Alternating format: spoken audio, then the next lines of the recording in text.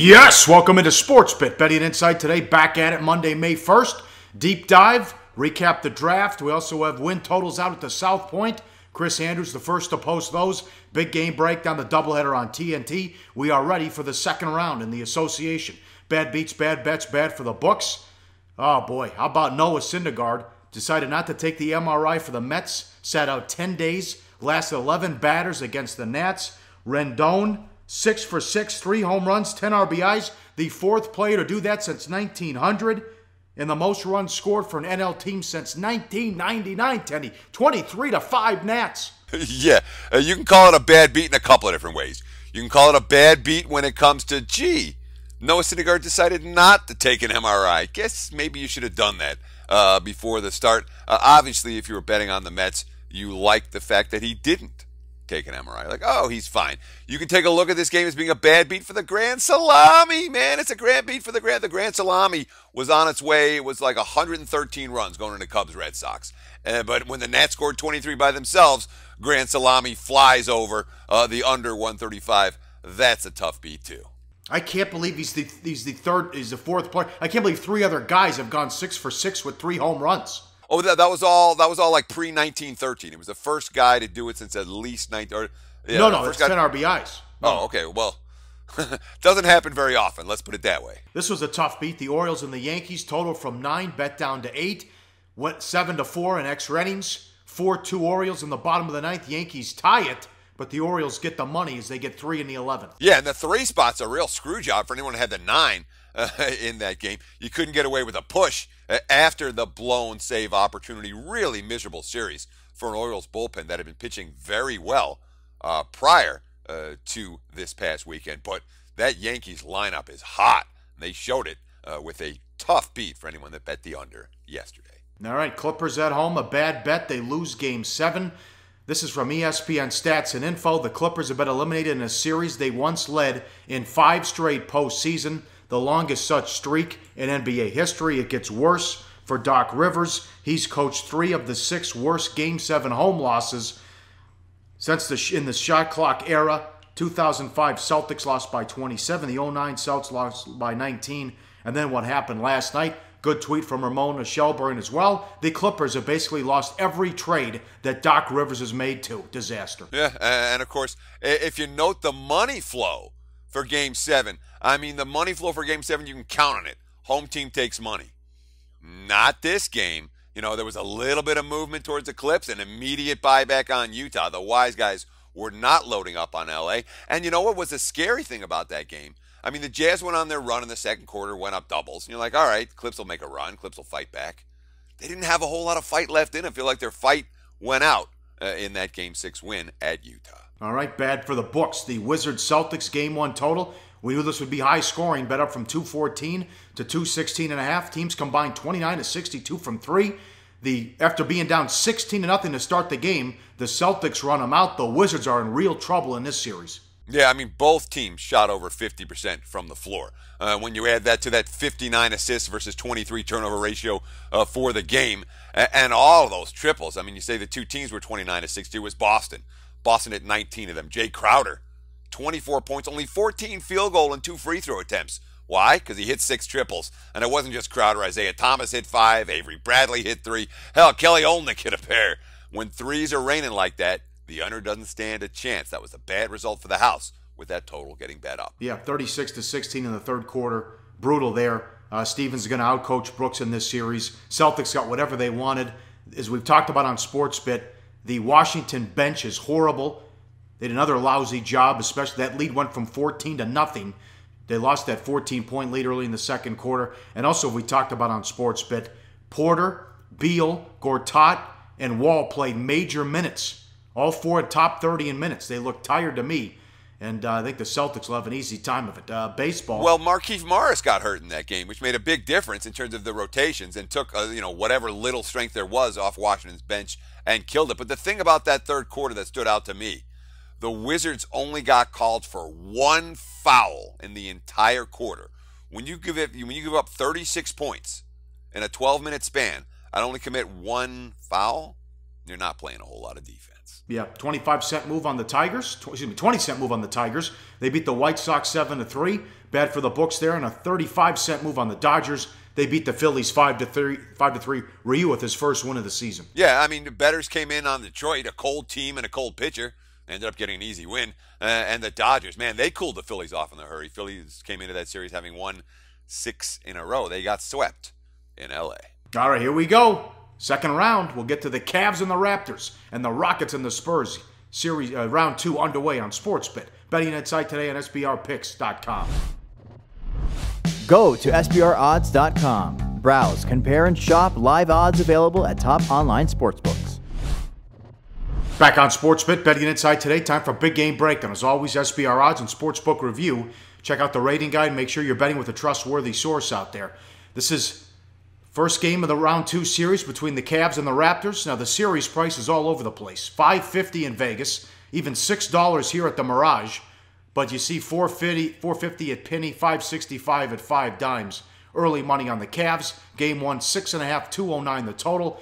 Cleveland 1-6 last year. All 4 wins by 19 or more. I would throw that out as the Raptors have made. They've got an Ibaka and Tucker earlier in the season. I also would throw out what happened the final day of the regular season as the Raptors got their only win against the Cavs in the regular season. Now, the Raptors 1-11 straight up in their last 12 playoff series openers. They've added Carroll, Ibaka, and Tucker the last 2 years because, you know, the East goes through LeBron.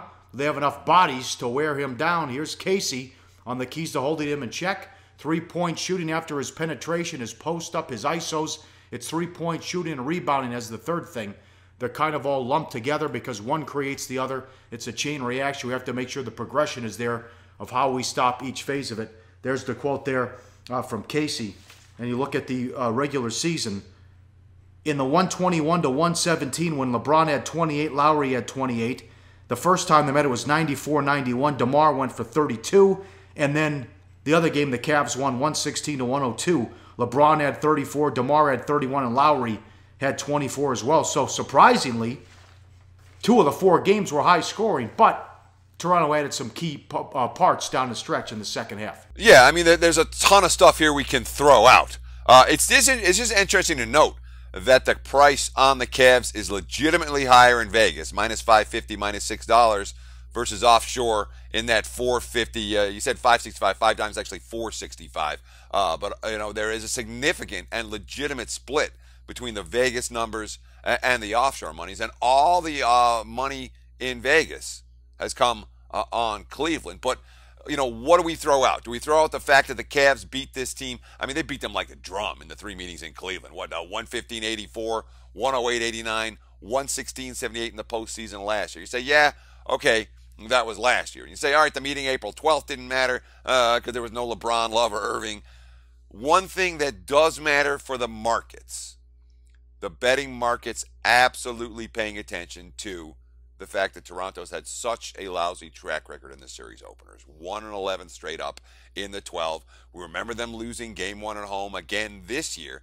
And even though they're an underdog in this game, as opposed to being favorites in many of those other recent games where they have been in a game 1 situation, it is honestly a Raptors team where there are plenty of bettors out there that aren't excited about getting on Toronto until after Cleveland waxes them in game number 1. Yeah, our stats guy likes Toronto in this series, and I agree with him.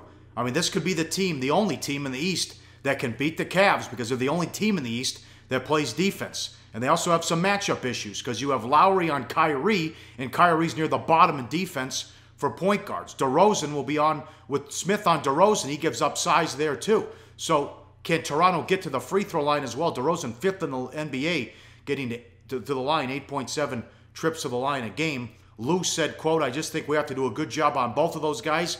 Make them make field goals and not free throws. That's my biggest thing. Keep them off the line. Make them make shots. If we can do that for a workout for us, a workout in our favor, end quote. But what I liked in Game 5 of the win against Milwaukee, all 5 starters were in double figures. And we'll see how Casey decides to do it this time because they got a big boost when they put Powell in the lineup and put Valanciunas on the bench. It's a well-balanced team. I think 5 guys can score here. Sure, and it's really creates some matchup problems for Cleveland. Because, look, you know, Lowry should be able to score on Irving. when you talk about the defensive matchups for Cleveland against DeRozan, as you talked about, DeRozan finished 5th in the NBA in free throw shooting. Is he going to get those calls in this series? You know, Tyrone Lue's basically saying, got to make sure that he doesn't get those calls in this series. You look at the quote from J.R. Smith on DeMar DeRozan, quote, making him take tough shots, keeping him off the free throw line, not fouling.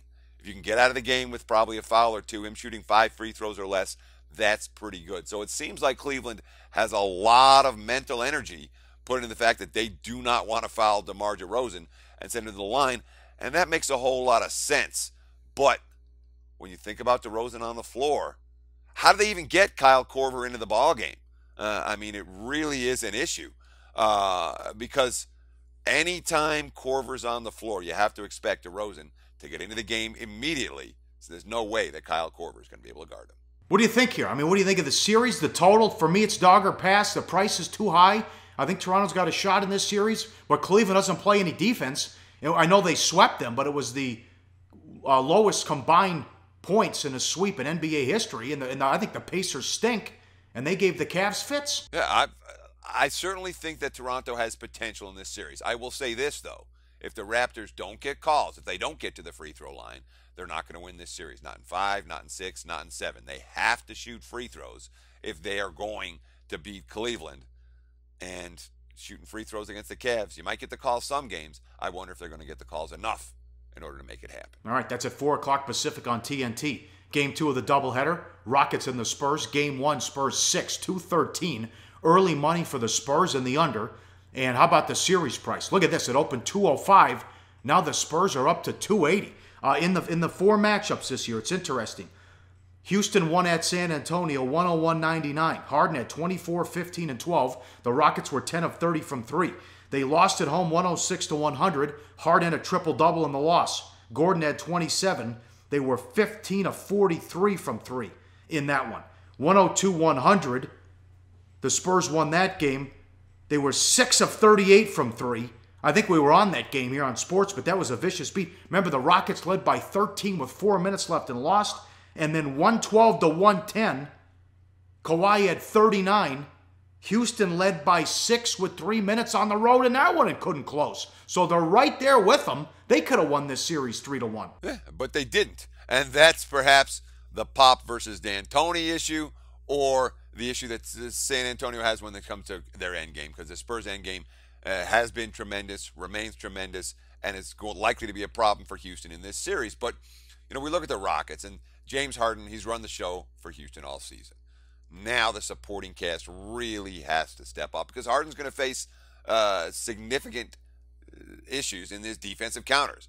He's got Kawhi Leonard, obviously. He has Danny Green at the 2 and the 3 spot for San Antonio. Off the bench, Jonathan Simmons can give him problems. Kyle Anderson posted good defensive numbers. So Pop has plenty of bodies to put in front of James Harden. He's got fouls to give. So it's not just about Harden putting up numbers. He's got to make his teammates, get his teammates involved, and he has to generate pace. Yes, I think he'll do that in this one. Remember, the Rockets did beat OKC in 5, and they were horrible shooting the 3. Gordon, we have to play faster. We have to play fast to get great shooting opportunities. This is a great quote here. To get open looks. That's what we're going to do. We're going to have to push the pace up. Regular season pace, defense. Look at this graphic. Houston was 3rd in pace, 18th in defense. Spurs were 27th in pace, 1st in defense. And D'Antoni was happy with his defense. And I know Harden told the team before the playoffs, sometimes we're not going to be able to shoot the 3. We have to do it in other ways to get the win. And they did that against OKC. Yeah, interesting to note that Gordon quote saying we have to play faster. That's what we're going to do. We're going to push the pace. And yet the early money in this game has come on the under. So the wise guys are seeing it a different way. Here's what Mike D'Antoni said about the Rockets defense. Quote, we've had parts of it we've done well. We've had stops on demand. Anytime you win 55 games, and we should have won more, and have a great road record, you've already played defense. You can. You have that possibility. We've shown it. We were locked in last series, and we'll have to do it again. And, of course, you talk about defense for Houston. You have to talk about their perimeter stopper, Patrick Beverley. Quote, I think this team is improving throughout the postseason. Our defense is kind of setting a tone. Last game, we kept an explosive team under 100 points. That's always good. We're not shooting the three well, as you mentioned, Pauly, that they didn't hit threes throughout that OKC series. That's how basketball is, but we're defending. That always puts us in position to win basketball games. If you think about our defense being where it is now, and our offense when it comes, the sky's the limit with this team. If you ask me which of these two underdogs is more likely to win this series, I'd probably look at the Rockets. Yeah, you're not high on San Antonio. I mean, Memphis gave them all they could handle. Yeah, they sure did. Houston has some advantage of their own. Two of their best defenders can check Kawhi. When you talk about Ariza and Beverly. Beverly gives up size, but he's going to get the call on occasion because he can deny Leonard the ball. And obviously Ariza has got the wingspan to give Kawhi Leonard some issues. But the thing the Spurs need, they need to get LaMarcus Aldridge into his A game. I mean, he wasn't great in the regular season. 17 points on 47% shooting. He wasn't very good at all in the first round of the playoffs. Under 15 points a game and just 45% from the field. The Rockets are going to try to draw his D outside on Ryan Anderson. Aldridge has got to be the go-to player against Anderson on the other end. They have to get Anderson going, too, because he did not shoot the ball well from three at all. I talked to David Thorpe, at Coach Thorpe on Twitter. He was concerned. He's a real good NBA guy. He was concerned that Anderson has a hitch in his shot that hadn't been there the entire regular season. So that one correction, too, that 106-100 loss, 15 of 47 from three with the Rockets. So it could be bombs away in this series. Up next, we'll get to the NFL, the draft, and win totals on SportsBit. Betting Insight today on SBRPicks.com. Do your research before you bet. Check out our ratings guide to see which books have the best ratings and sign-up bonuses. Open up several accounts and shop for lines at SBRodds.com. Always be ahead of the game. Wrap it up on SportsBit. Betting Insight today. Time for the deep dive. Recap the draft. Look at some futures here in a second. And the South Point already came out with win totals yesterday. I know they were pleasantly surprised by the handle. First year you could bet on the draft. A lot of the right moves got there.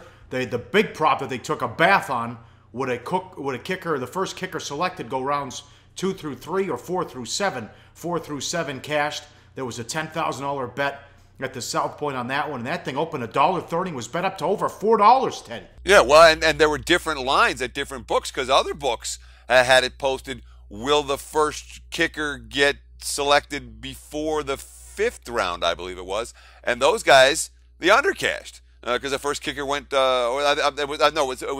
would be before the 6th or 7th round, and he hit the 5th. The first kicker went to the 153rd pick overall, I believe. Anyhow, some books cashed under, some books cashed over. South Point, in particular, had a number that wasn't a good one, and they took a beating on it. All right, the one team that moved and improved their Super Bowl odds, the Texans, because they get Watson. What do you think? There's hope, to be honest. Okay, let's start with this.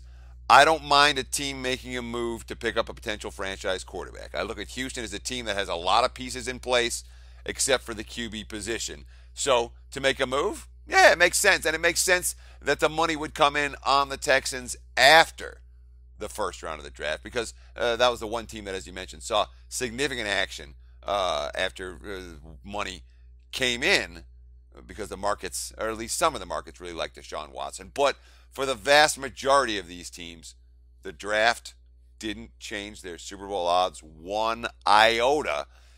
We talk a lot about the draft, and the draft gets a lot of capital, but when it comes to the betting markets, little adjustments, if any, from the draft. Free agency, the far more important of the two periods. Wow, how about this tweet? Look at these ugly numbers on teams the last 15, 16 years that have traded up to get a quarterback.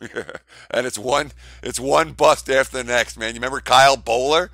Remember when the Bills made the move to get J.P. Losman?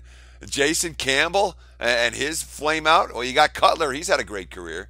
Now, they're not hopeless. You have Flacco, but then you have Sanchez and Josh Freeman and Tim Tebow and Blaine Gabbert, RG3 and Johnny Football. Yeah, it's a pretty ugly list. This is not a list that you want to be on. Oh, who's on there? How about that?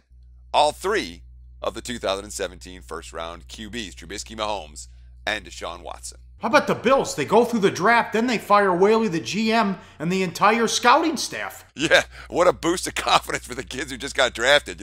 Hey, the guys that liked you, they're all fired now. Oh. Go work your job. At Doug Whaley, I'm not going to make excuses for Doug Whaley. You know, you look at the Bills, they've made a lot of wrong moves in recent years, but the concept of we're going to fire our GM and the scouting staff and do it the day after the draft, it makes, I mean, we can rant here, Pauly, but that doesn't make a whole lot of sense. If you don't like these guys and you don't want them running your draft, fire them a month or two ago, see if somebody else doing it.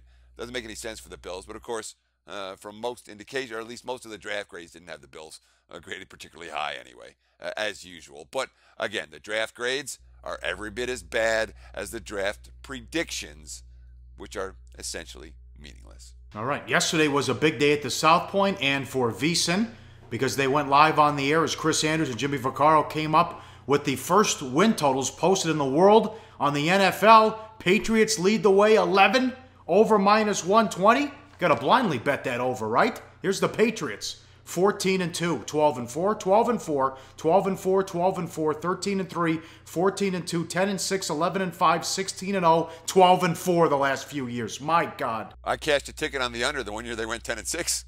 Oh, there you go. But in general, and I did, in general, New England has been, the single most consistent over team in all of football. Obviously, that's well represented in the number there with a total of 11. But what's interesting, you look at the top, we don't necessarily think, do you think it's in your mind coming into 2017 season? Do you have Pittsburgh and Seattle as the top two challengers to New England? I don't. But look at them both as the next two. And the next two after that, Atlanta and Green Bay. Interesting. All your upstarts, your Dallases, your Oaklands, your Tennessees, Baltimore, not much respect for Kansas City on this number. And Carolina and the Giants and Indy, they're all ranked lower than Pittsburgh, Seattle, Atlanta, Green Bay at the top end of the win totals. I bet the Packers over. I'm surprised at that move. I mean, they were horrible last year and still won 10 games with that bad start. I wonder if the Falcons can recover. I mean, that's always been a different winner every year in the South. And I think between that tough schedule and how they lost, it's going to be tough to get. They lose Shanahan. Could be a tough down year for Atlanta. Yeah, for Green Bay, you have to remember the fact that the Packers faced as easy a schedule as it gets last year. Significantly tougher for the NFC North as a division in 2017 than it was in 2016. And it's funny, Pauly, because your eyes go to the top, my eyes always go to the bottom. The first thing I'm always looking at, who are the teams that aren't being respected? Are any of these teams any good? Look at Arizona, lined at 7.5. That's one that stood out to me. And Miami, a team that showed a lot of potential last year, also lined at 7.5 going into 2017. Yeah, they have a tough schedule. I was looking at that. Plus, they also have to play the Patriots twice in 15 days. Same as the LA Chargers. That is a surprise. What do you think? Money time, play of the day? You like the Browns? Well, yeah. What I want to talk about, one last point before play of the day. Note the fact that these are the South ones. These are literally the world openers. These are virgin numbers. They just got bet into yesterday. Other books haven't copied or made their own numbers yet. I expect a bunch of numbers to come out in the next 24 hours. So the markets will move and move significantly early as the books come together. But when you add up all the wins here for the South Point, you're supposed to have, if every team goes 8-8, they finish with 256 wins. Well, South Point's got the teams, if you add them up, they're aligned at 259 total wins. So there is a slight bias to the over. And you factor in the juice, it's more like 259.5 or 260 wins. So there's definitely a little bit of bias in these numbers towards the over. That being said, yeah, I like the Browns. I like them over 4, I'll tell you that. Should we go play of the day right here, right now, Pauly? Take it away, yeah. Absolutely. Cleveland, everything went wrong. Everything that could go wrong did go wrong last year. One thing we know about the NFL, bad teams win 5 games, bad teams win 6, bad teams win 7. Cleveland's going to be a lot better, and 4 is too low, plain and simple. This number's not going to be there a week from now, let alone a month from now. Take the Browns over 4 wins. That's the play of the day. All right, very good. We'll have more to kick around tomorrow in the deep dive. Plus, we start with the Golden State-Utah series in Game 2. Can the Wizards even the score in Boston on SportsBit? Betting Insight today on SBRPicks.com.